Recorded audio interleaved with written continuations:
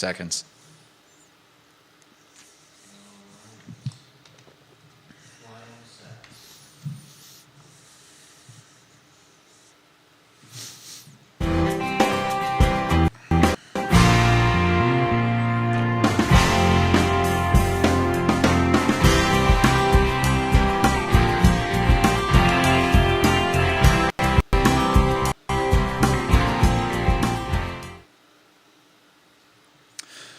Welcome, ladies and gentlemen. I'm your host, Kyle Miller. Welcome to the show. I'm excited to bring you stories and insights from entrepreneurs and people, or thought provocative, from people all around this town. Today, I have a special guest, and with that, you are going to be excited if you're interested in learning about leadership, learning how to grow, expand you as a person. You are not going to want to miss this. We have Mark Silverman on air with us today, and he is a author, high achiever, executive coach. Like, he works with CEOs, entrepreneurs, and what he does is he helps take people where they're at and grow them into magnificent leaders, right?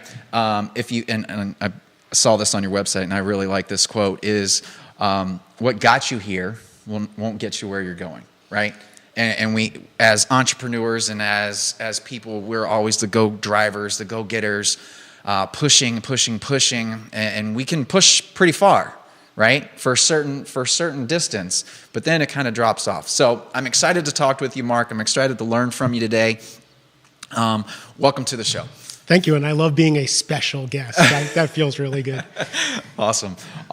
Mark, tell us a little bit about yourself. Tell us, like, how you grew up, what got you into this. Like, give us kind of a little bit of insight on who you are. Boy, how I grew up an asthmatic kid on Long Island. Yeah. In the hospital a lot, and trouble breathing, and trying to do sports and trying to be a real boy, and failing quite a bit because my physicalness wouldn't support it. Plus, I think my nerdiness didn't help at all. So what I did to remedy that was drugs and alcohol. Oh. When I learned that if I sold drugs, I would be popular. Right. If I did drugs, I'd be fun. Right. And that started like at 12, 13, and 14, right? So it was really young. And that was the pastime on Long Island. If you weren't part of the rich kids, right? The rich kids had the better drugs, the better parties. Right. But that started my career in underachieving. Man, that's but you know what? This is I always say this, and it's kind of funny. I found that, and I'm not saying that you were an addict, right? But, I was. Oh, you were an addict. I ended up homeless. So this story has a happy ending, but it has a pretty rough middle. But what I found is the people that can go from having the addiction, right, and turning that into a positive. So if you're out there, you have an addiction to something, right, something negative that's in your life. These are the individuals, these are the people that can really drastically change their life if they find that different high, right? If they find that different thing that clicks with them, that they like and they enjoy, and that's actually a positive thing in their life, their lives drastically change. Drastically. Always. The charisma, the energy it takes to be an addict, the energy it takes to destroy your life in that fashion, if you turn that energy into something positive, and usually, like for me, I think I became wildly successful because I was making up for all those years that I was destroying things. Right. I wanted to be something completely the opposite. Right.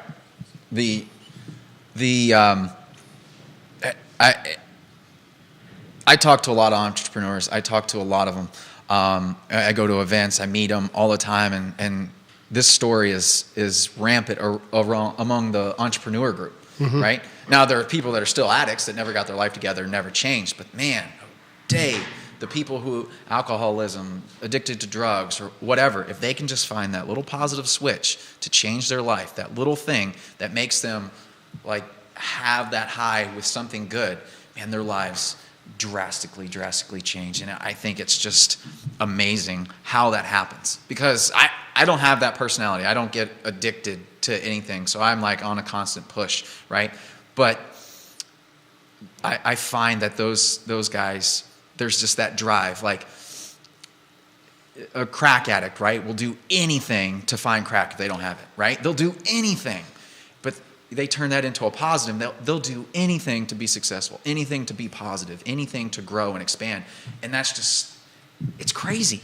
I just see that in the mind. There has to be, have you done any research on how that works in the mind? I have actually. I've actually done a lot of research on how that works in the mind. A lot of it, though, again, all of it came clear to me when I was diagnosed in my 40s with severe ADD. So we went to have one of my sons tested because he was struggling. So we said, let's get the whole family tested so he doesn't feel stigmatized. And the doctor was like, you know who's off the charts, and I don't even know how he functions. And I'm pointing to my wife at the time, and she was, Dad, how do you even function? I'm like, I don't know what you're talking about. I took one Adderall one time, and I was like, this is how people think? Right. And then it made all the sense in the world why I couldn't pay attention, why I was always chasing that dopamine high. Because that's a big piece of addiction, is chasing that dopamine, chasing that high.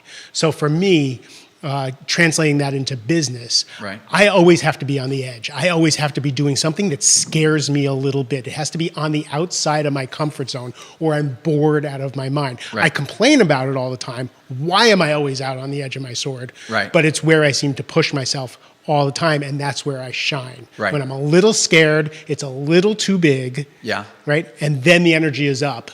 And I can accomplish things I didn't think I could. It's kind of like that life or death. It's not really life or death, but it's like, it just pushes us out on the edge. Like, and some people don't like that. I like to live there because I'm like, what's going to happen? It kind of keeps us on our toes, thinking like, we're always on our toes. We're never sitting back and relaxing and just going, this is just the way it is, and going through life. We're always, okay, what else can we do? Who else can we help?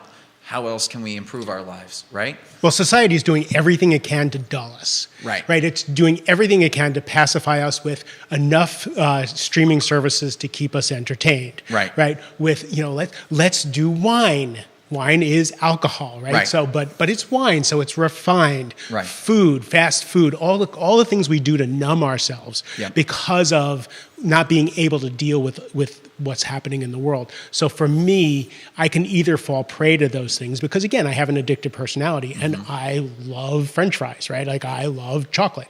But I have to keep myself focused on what I'm creating rather than the fallbacks. I 100% agree with you as far as how people are, what society is doing. They don't want us to be high achievers. They don't want us to be striving.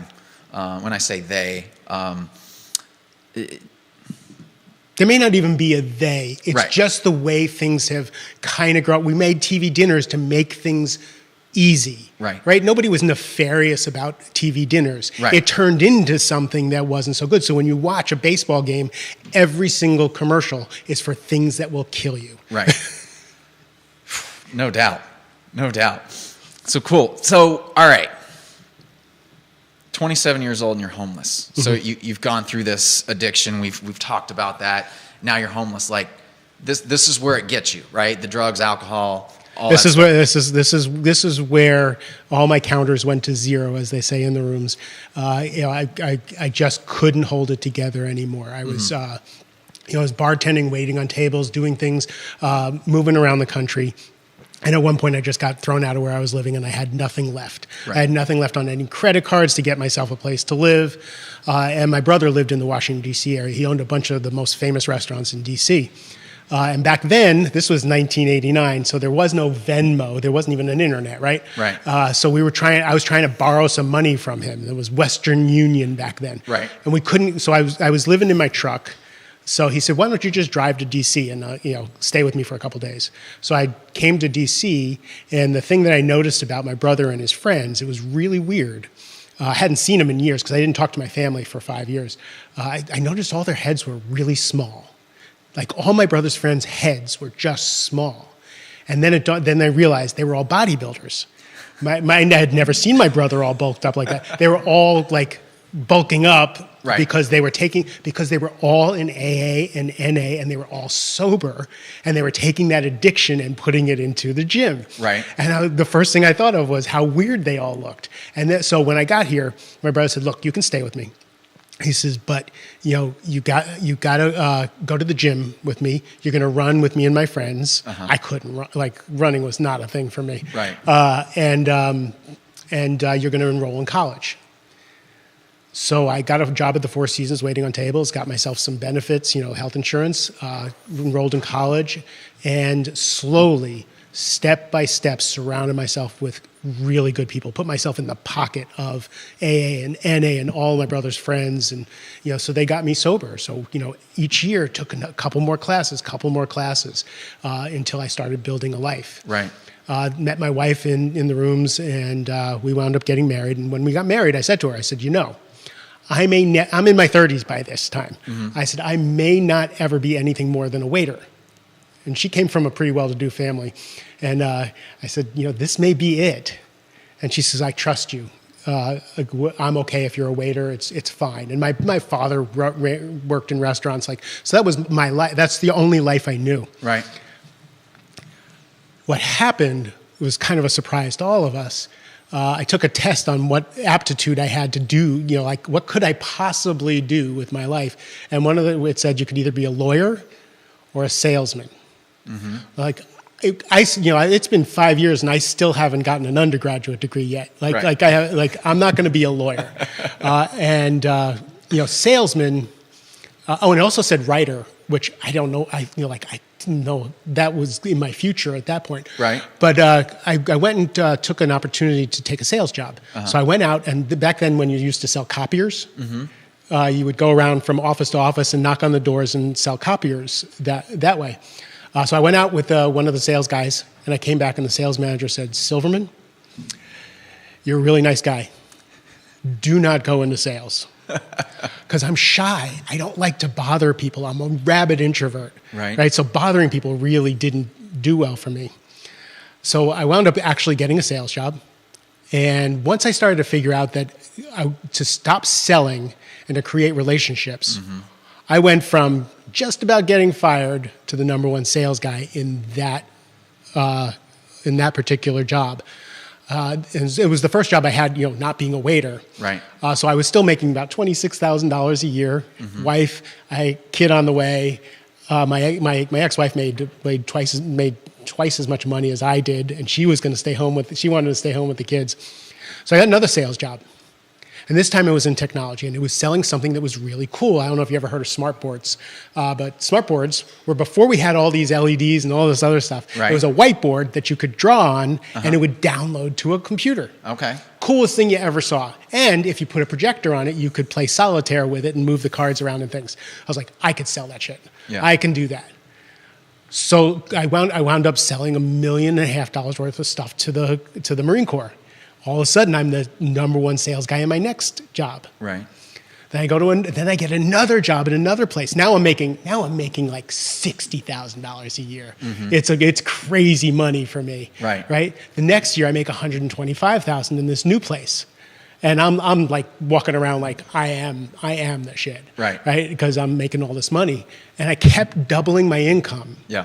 Every year until I'm making $500,000 a year. We're in $1 million house. I'm driving a sports car. It was crazy. We have these two kids, and my now ex-wife is like, did not expect this. Right. We're at the Four Seasons Hotel in Hawaii with all the top salespeople, and the problem with that was, and I just did a keynote on this. I never told all these people. We're at the Four Seasons.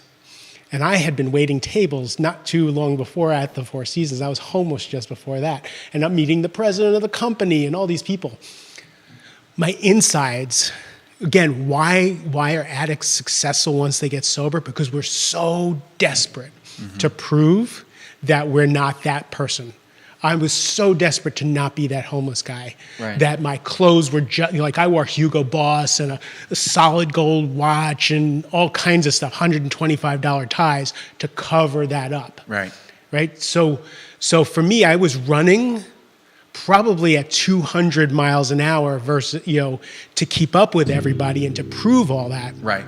Which is where burnout came in. Mm-hmm. Right? So we're living in the $1 million house, everything's going on, and then all of a sudden, it's this midlife, the midlife crisis thing comes up. It's what got you here won't get you there. Yeah.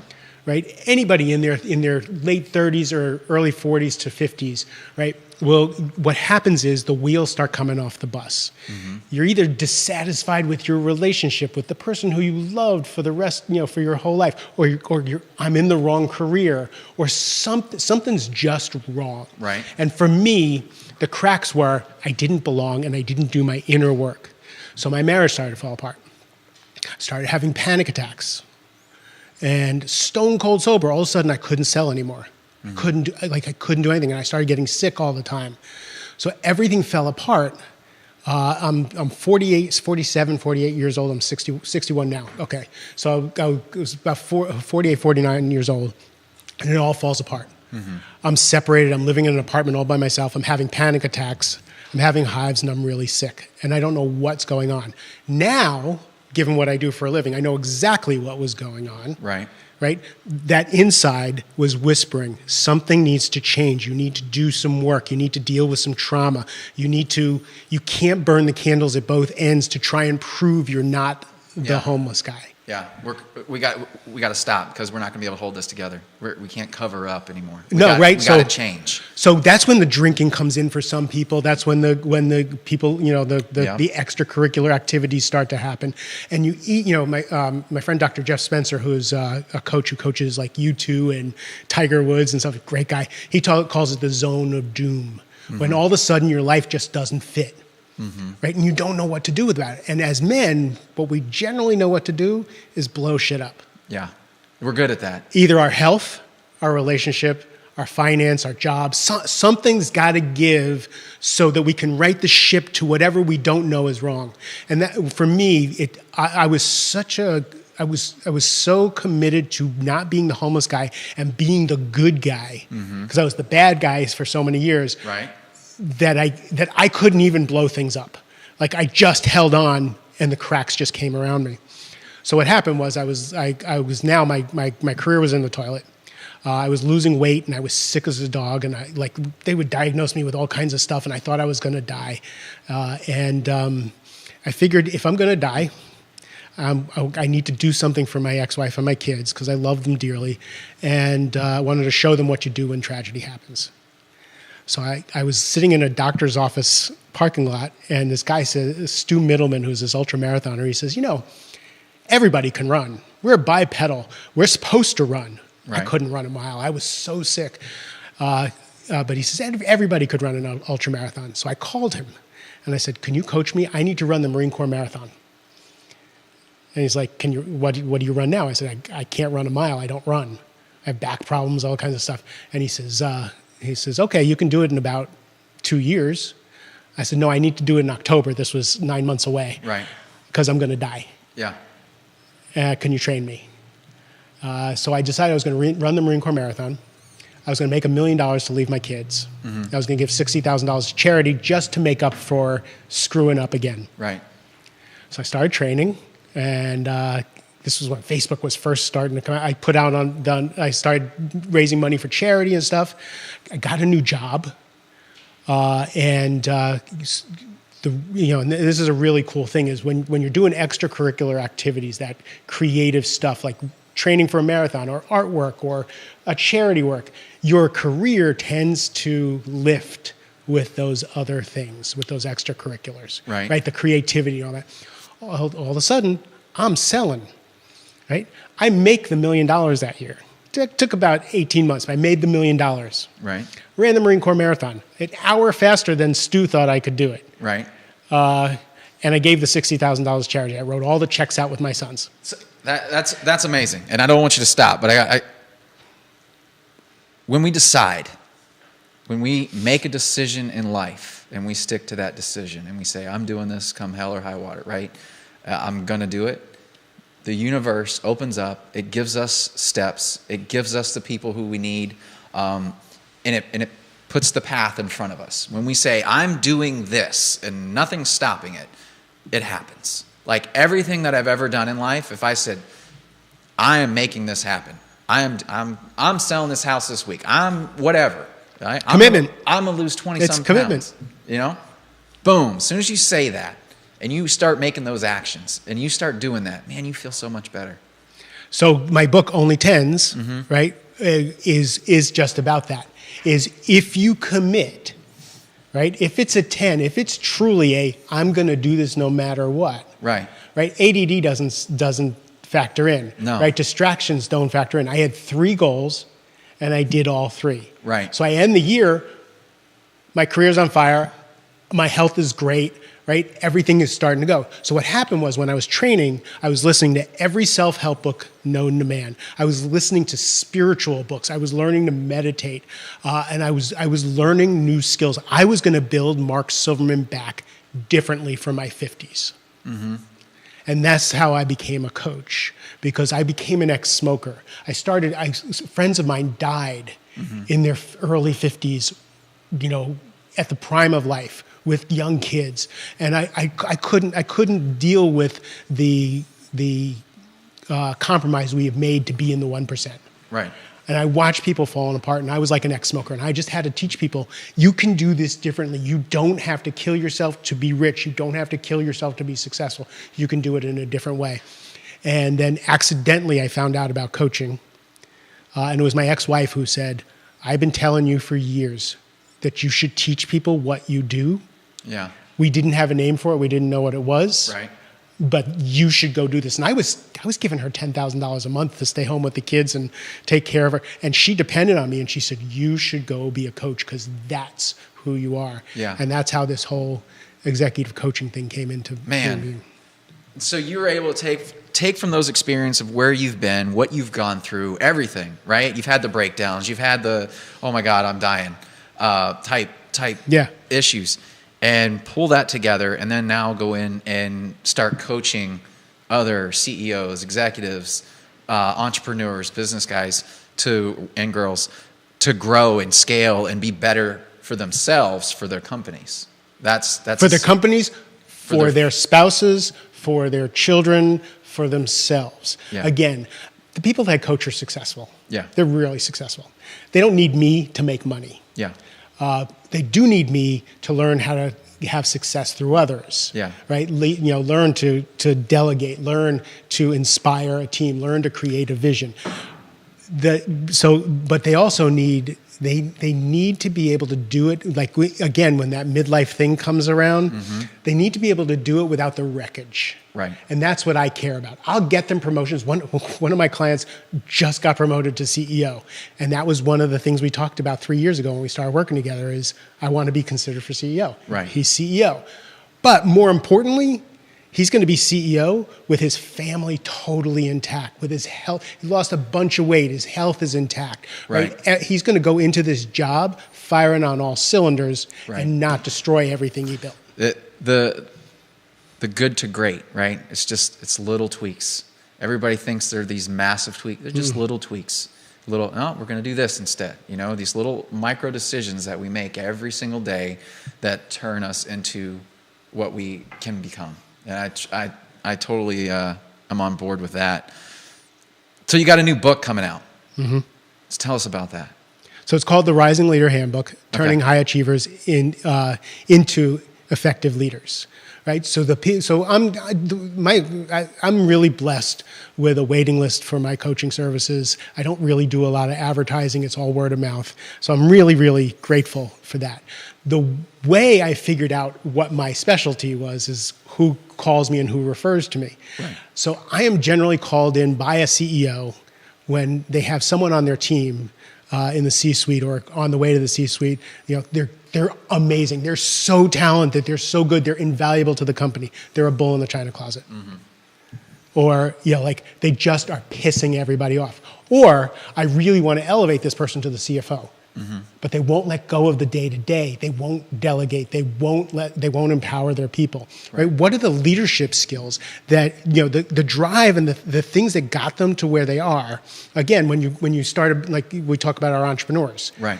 they start a business because they're passionate about something. They're creative. They've got an idea. Even if they buy a franchise of something, it's like, I'm going to be in business for myself. And all that energy goes into that. All that energy goes into climbing the ladder. Yeah.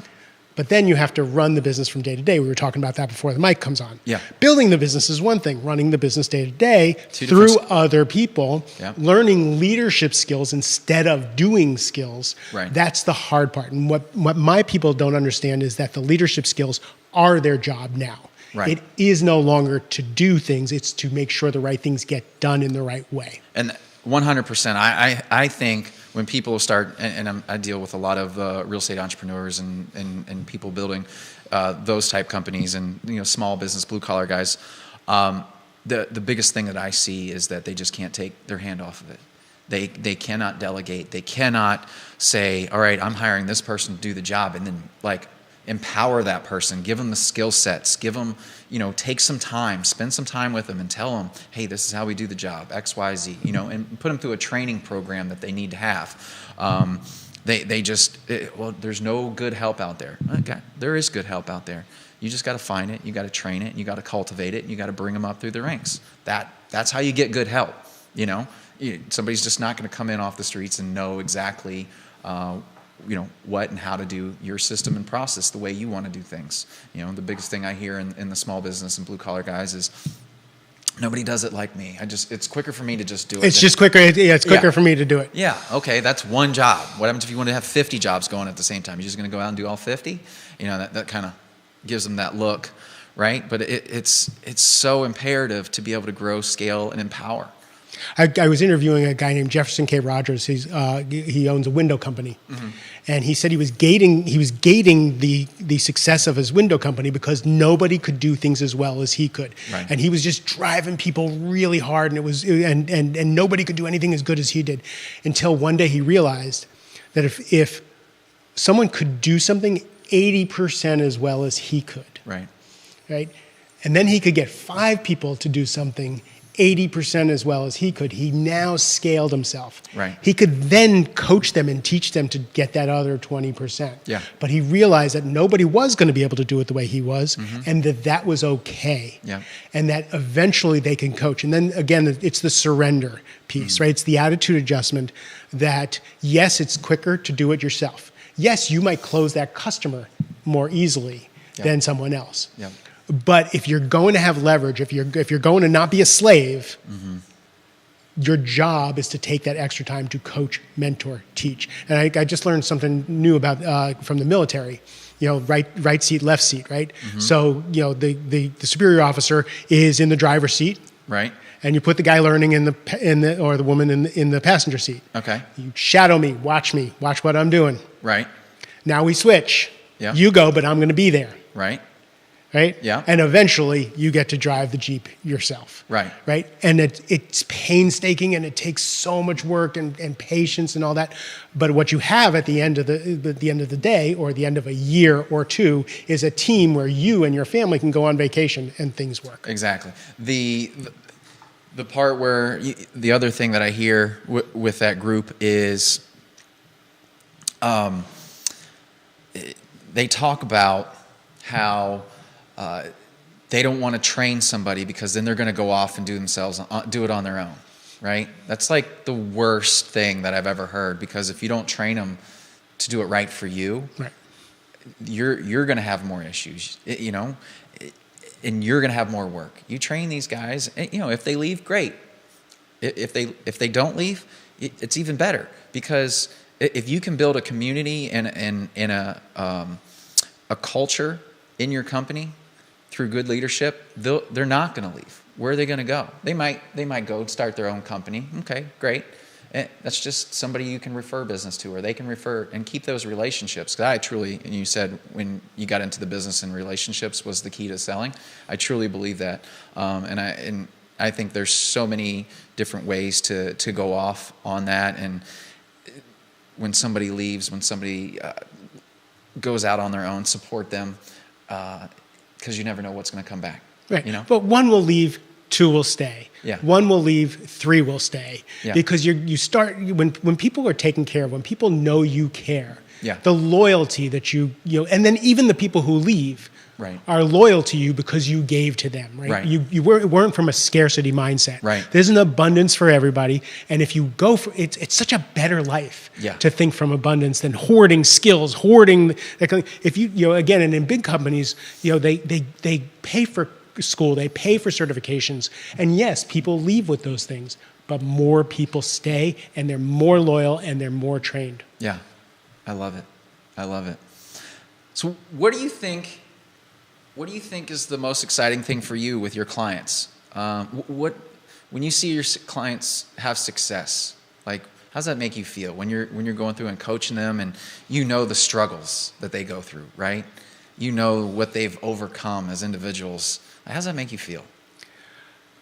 So I'll tell you a story. I coach two executives in one company in another country, and I was visiting the country and visiting them, and they wanted me to go out to dinner with their wives. Mm-hmm. So we go out to this swanky restaurant. It was really nice, and the wives start talking to me, and they say, "We know what you did for our husbands' companies. We know what you did for them as businessmen and leaders, and that was great. But we want to tell you what you did for them as men, as husbands, as fathers."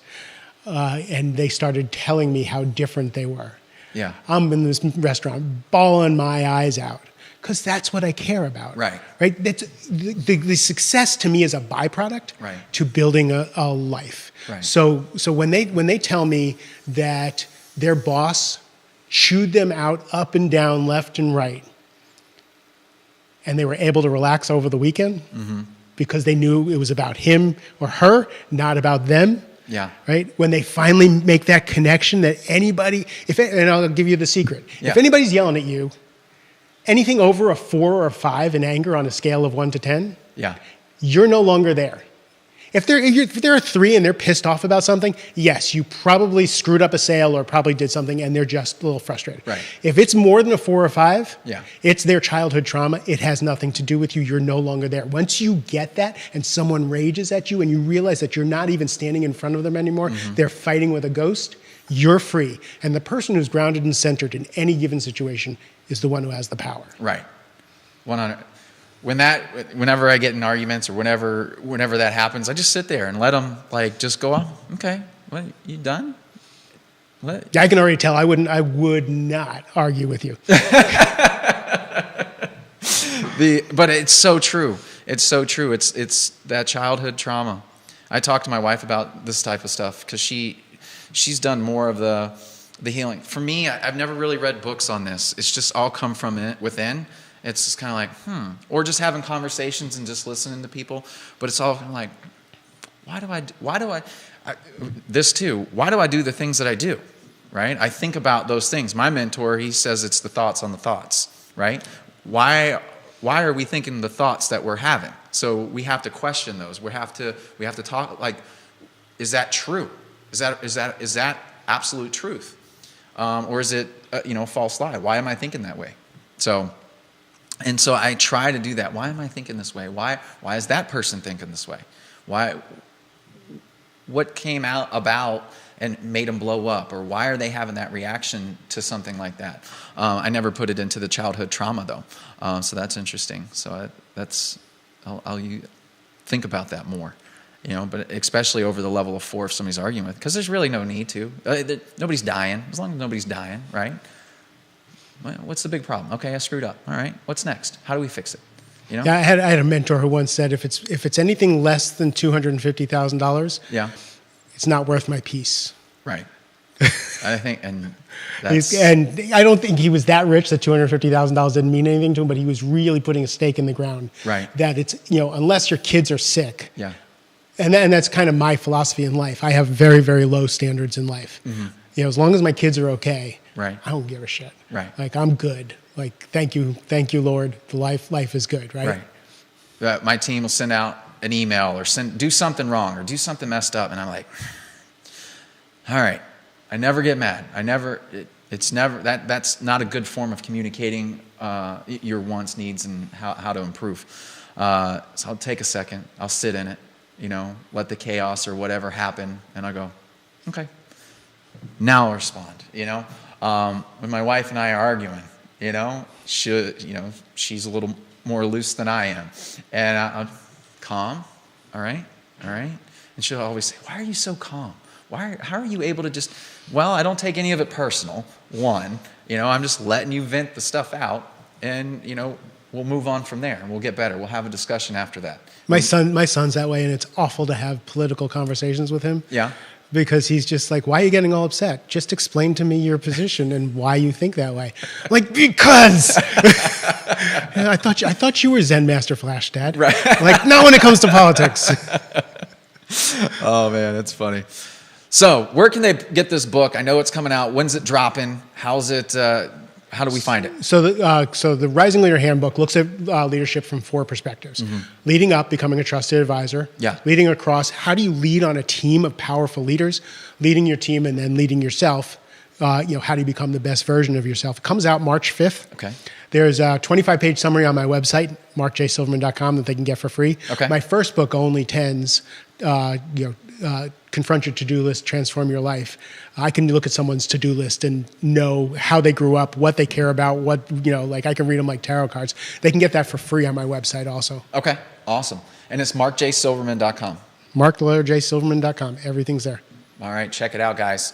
Mark, I appreciate you coming on today. This is fun. Excited. You can also check them on, you're on LinkedIn too. I'm on LinkedIn, Facebook? Instagram. Yes, they call it Media Mark. Mark is everywhere. Mark is everywhere. Hey, omnipresence. There you go. But thank you for coming on. I appreciate it. I definitely learned some. I'm going to get the book. I'm going to read the new one. So that's exciting. It'll be the first one I think I read on this subject. So I'm excited about that. And definitely this conversation. I really do appreciate you coming on and teaching us some stuff. Thank you. Appreciate it. Thank you, guys. Today, awesome show. As you can tell, go to his website, check it out. Amazing things, amazing conversations.